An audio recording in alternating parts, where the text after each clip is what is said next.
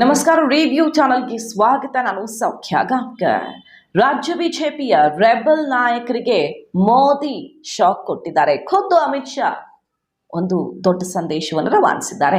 ರಾಜ್ಯ ಬಿಜೆಪಿಗೆ ಸಂಬಂಧಪಟ್ಟಂತೆ, ಮೈತ್ರಿಗೆ ಸಂಬಂಧಪಟ್ಟಂತೆ ಮಹತ್ವದ ಬೆಳವಣಿಗೆಗಳಾಗಿರುವುದು ಮತ್ತು ರಾಜ್ಯ ಸರ್ಕಾರಕ್ಕೆ ಸಂಬಂಧಪಟ್ಟಂತಹ ಬಿಗ್ ಬಾಂಬ್ ಒಂದು ಡೆಲ್ಲಿಲಿ ಸಿಡಿದಿದೆ.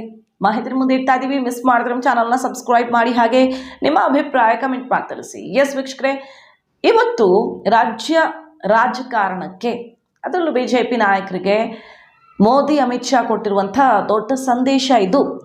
2-3 ಪ್ರಮುಖ ವಿಚಾರಗಳಿವೆ. ಒನ್ ಬೈ ಒನ್ ನೋಡ್ತಾ ಹೋಗೋಣ. ಮೊದಲನೇದಾಗಿ ಮೈತ್ರಿ ಮಾತುಕತೆ ನಡೆದಿದೆ.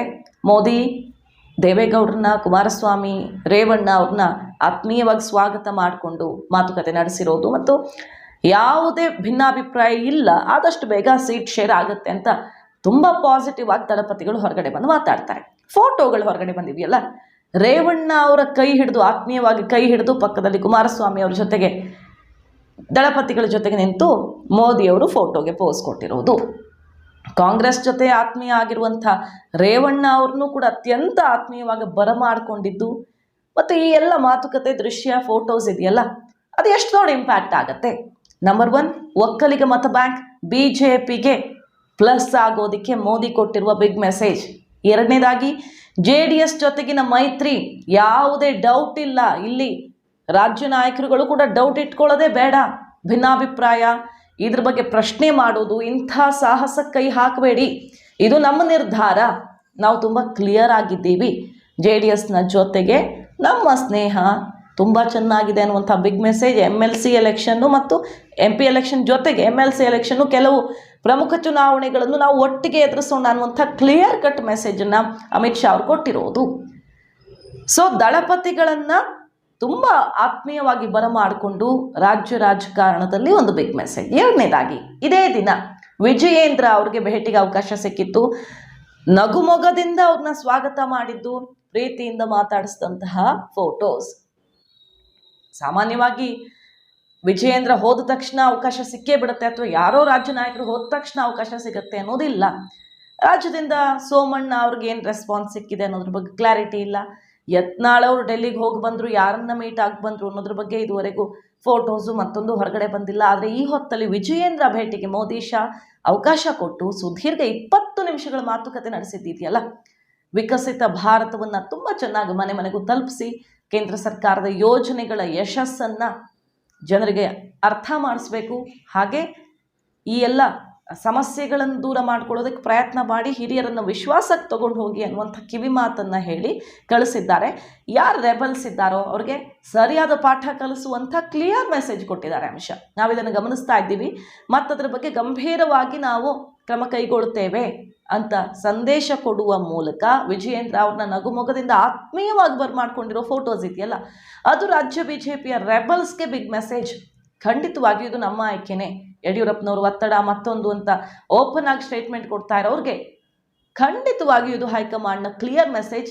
ಎಸ್, ವಿಜಯೇಂದ್ರ ಸಾರಥಿ ಆಗಿರೋದು ನಮ್ಮ ಆಯ್ಕೆ, ನಮ್ಮ ನಿರ್ಧಾರ, ನೀವು ಇದನ್ನು ಒಪ್ಕೊಳ್ಳೇಬೇಕು. ಈ ಚುನಾವಣೆ ದೃಷ್ಟಿಯಿಂದ ನಾವು ತಗೊಂಡಿರುವಂಥ ನಿರ್ಧಾರವನ್ನು ನಿಮಗೆ ಇಷ್ಟ ಇದೆಯೋ ಇಲ್ವೋ ಒಪ್ಪಿಕೊಳ್ಳೇಬೇಕು ಅನ್ನುವಂಥ ಕ್ಲಿಯರ್ ಮೆಸೇಜ್ ಕೊಡುವ ಮೂಲಕ ರಾಜ್ಯ ಬಿಜೆಪಿ ರೆಬಲ್ಸ್ಗೆ ಬಿಗ್ ಶಾಕ್ ಕೊಟ್ಟಿದ್ದಾರೆ ಮೋದಿ ಶಾ. ಖುದ್ದು ಮೋದಿಯವರೇ ವಿಜಯೇಂದ್ರ ಅವ್ರ ಜೊತೆಗೆ ಮಾತಿಗೆ ಅವಕಾಶ ಕೊಟ್ಟಿರೋದು ಕೂಡ ಮಹತ್ವ ಪಡ್ಕೊಳ್ತಾ ಇದೆ ಈ ಹೊತ್ತಲ್ಲಿ. ಸೊ ವಿಜಯೇಂದ್ರ ಕೈಗೆ ಬಲ ಬಂದಿದೆ. ಅವರು ಕೂಡ ಅಮಿತ್ ಶಾ ನಾಯಕತ್ವ ಇನ್ನಿತರ ವಿಚಾರಗಳನ್ನು ಬರ್ಕೊಂಡು ನನ್ನಂಥ ಯುವಕನಿಗೆ ಸದಾಕಾಲ ಪ್ರತಿದಿನ ನೀವು ಸ್ಫೂರ್ತಿ ಅಂತ ಬರ್ಕೊಂಡಿದ್ದಾರೆ. ಇವೆಲ್ಲವೂ ರಾಜ್ಯ ಬಿಜೆಪಿಗೆ ಕೊಟ್ಟಿರುವಂಥ ಬಿಗ್ ಮೆಸೇಜ್. ಮತ್ತೊಂದು ಕಡೆ ಕುಮಾರಸ್ವಾಮಿ ಅವರು ಹೊರಗಡೆ ಬಂದು ಮೋದಿಯವ್ರನ್ನ ಭೇಟಿಯಾಗಿ ಹೊರಗಡೆ ಬಂದ ತಕ್ಷಣ ಬಿಗ್ ಬಾಂಬ್ ಸಿಡಿಸಿದ್ರು ರಾಜ್ಯ ಸರ್ಕಾರದ ಬಗ್ಗೆ. ಅಜಿತ್ ಪವಾರ್, ಏಕನಾಥ್ ಶಿಂಧೆ ಇಬ್ಬರೂ ಕೂಡ ರೆಡಿ ಇದ್ದಾರೆ.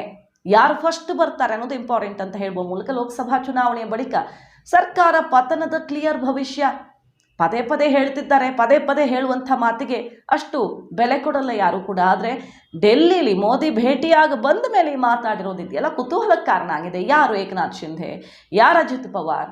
ಹಾಗಾದರೆ ಈ ಸಂದೇಶ ಕೊಡುವ ಮೂಲಕ JDS ಬಿಟ್ಟು ಹೊರಗಡೆ ಒಂದು ಕಾಲಿಟ್ಟವ್ರಿಗೆ ನೋಡಿ, ಬಿಜೆಪಿ ಜೊತೆ ನಾವು ಎಷ್ಟು ಆತ್ಮೀಯರಾಗಿದ್ದೀವಿ, ಯಾವುದೇ ಸಮಸ್ಯೆ ಇಲ್ಲದಂತೆ ಗಟ್ಟುಮುಟ್ಟಾಗಿ ನಮ್ಮ ಸ್ನೇಹ ಇದೆ, ಜೊತೆಗೆ ನಾವು ಮುಂದಿನ ಪ್ಲಾನ್ ಅನ್ನು ರೆಡಿ ಮಾಡ್ಕೊಂಡಿದ್ದೀವಿ, ಲೋಕಸಭಾ ಚುನಾವಣೆ ಬಳಿಕ ಇಂಥದ್ದೊಂದು ಏನೋ ಒಂದು ಆಗೋದಿದೆ ಅನ್ನೋ ಬಿಗ್ ಮೆಸೇಜ್ ಕೊಟ್ಟು ಯಾರು ಹೊರ ನಡೆಯದಂತೆ ನೋಡ್ಕೊಳ್ಳೋದು, ಅದು BJP ಒಳಗಿರಲಿ JDSನ ಒಳಗಿರಲಿ ಅಂಥದ್ದೊಂದು ಸಂದೇಶ. ಮತ್ತು ಕಾಂಗ್ರೆಸ್ನಿಂದ ಕರ್ಕೊಳ್ಳೋದಿದ್ರೂ ಕೂಡ ಆ ಲೆಕ್ಕಾಚಾರದಲ್ಲೂ ಒಂದು ಸಂದೇಶ. ಸೊ ಸರ್ಕಾರ ಯಾವುದೇ ಸಮಯದಲ್ಲಿ ಏನಾದರೂ ಆಗಬಹುದು ಅನ್ನೋದನ್ನು ಪದೇ ಪದೇ ಕುಮಾರಸ್ವಾಮಿ ಅವರು ಹೇಳ್ತಿದ್ದಾರೆ. ಕೆಲವು ದಿನಗಳ ಹಿಂದೆ ಹೇಳಿದ್ರಲ್ಲ, ಒಬ್ಬರು ಪ್ರಭಾವಿ ಮಿನಿಸ್ಟ್ರೇ ಬರೋದಕ್ಕೆ ರೆಡಿ ಇದ್ದಾರೆ, 50-60 ಶಾಸಕರ ಜೊತೆಗೆ ಹೈಕಮಾಂಡ್ ಜೊತೆ ಮಾತುಕತೆ ಆಗ್ತಿದೆ, ಅವ್ರದ್ದು ಕೇಸು ಮತ್ತೊಂದು ತಲೆನೋವೆಲ್ಲ ದೂರ ಮಾಡ್ಕೊಳ್ಳೋದಕ್ಕೆ ಅಂತ ಸ್ವಲ್ಪ ಡ್ಯಾಮೇಜ್ ಆಗುವಂಥ ಸ್ಟೇಟ್ಮೆಂಟನ್ನೇ ಕೊಟ್ಟಿದ್ರು BJPಗೆ, ಇಂಥವ್ರನ್ನ ಕರ್ಕೊಳ್ತಾರ ಹಾಗಾದರೆ ಅಂತ. ಆದರೆ ಅದರ ಬಳಿಕ ಈಗ ಮತ್ತೆ ಹೈಕಮಾಂಡ್ ಭೇಟಿಯಾಗಿ ಬಂದಮೇಲೆ ನೋಡ್ತಾ ಇರಿ ಏನಾಗುತ್ತೆ. ಇಬ್ಬರು ರೆಡಿ ಇದ್ದಾರೆ, ಯಾರು ಫಸ್ಟ್ ಬರ್ತಾರೆ ಅನ್ನೋದ್ರ ಮೇಲೆ ಭವಿಷ್ಯ ನಿರ್ಧಾರ ಆಗುತ್ತೆ ಅಂತ ಬಾಂಬ್ ಸಿಡಿಸಿರೋದು. ಸೊ BJP JDS ಅತ್ಯಂತ ಆತ್ಮವಿಶ್ವಾಸದಿಂದ ಮುನ್ನುಗ್ಗೋದಿಕ್ಕೆ ರೆಡಿಯಾಗಿದೆ. ಮುಂದಿನ ಹಲವು ಚುನಾವಣೆಗಳನ್ನು ಒಟ್ಟಿಗೆ ಎದುರಿಸಲಿದ್ದೀವಿ ನಾವು ಅನ್ನುವಂಥ ಕ್ಲಿಯರ್ ಮೆಸೇಜ್ ಕೊಟ್ಟಿರೋದು. ಮೋದಿ ಶಾ ಡೈರೆಕ್ಟ್ ಆಗಿ ರೆಬಲ್ಸ್ಗೆ ಗುದ್ದಿರೋದು. ಮಾಹಿತಿ ಇಷ್ಟ ಆಗಿದ್ರೆ ಮಿಸ್ ಮಾಡ್ತಾರೆ ಚಾನಲ್ನ ಸಬ್ಸ್ಕ್ರೈಬ್ ಮಾಡಿ, ಹಾಗೆ ನಿಮ್ಮ ಅಭಿಪ್ರಾಯ ಕಮೆಂಟ್ ಮಾಡಿ ತಿಳಿಸಿ. Thank you.